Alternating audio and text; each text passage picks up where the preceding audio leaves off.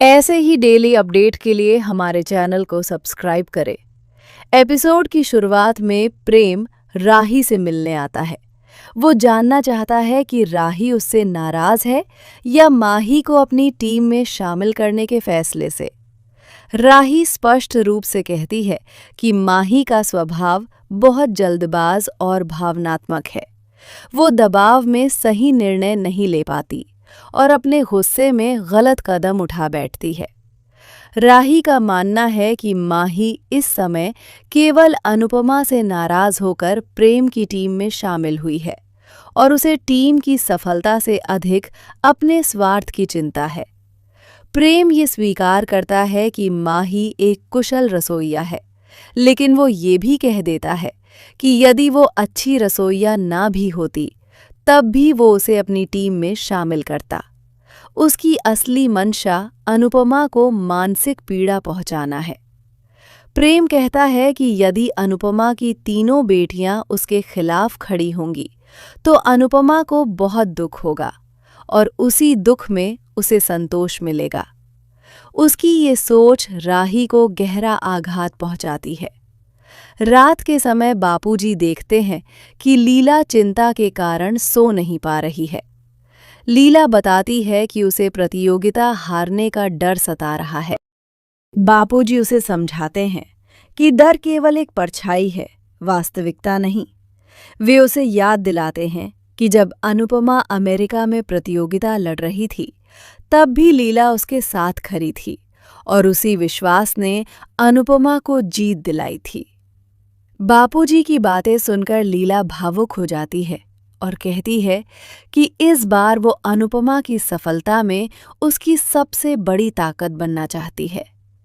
ये सब सुनकर अनुपमा भी भावुक हो जाती है और उसके चेहरे पर आत्मविश्वास भरी मुस्कान लौट आती है। इसी चिंता के कारण लीला को एक अजीब सपना आता है।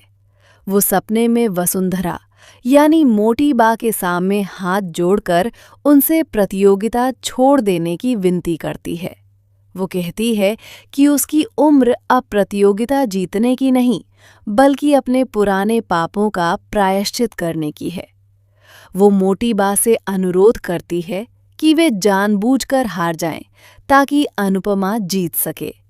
सपना इतना वास्तविक लगता है कि लीला डरकर नींद से जाग जाती है।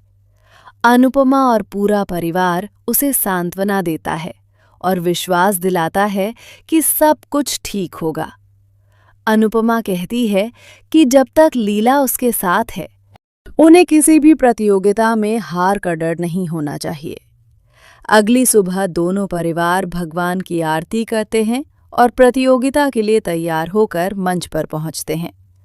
होस्ट दोनों टीमों का स्वागत करता है और नए टास्क की घोषणा करता है, जिसका नाम है गाना गुनगुनाओ और खाना बनाओ।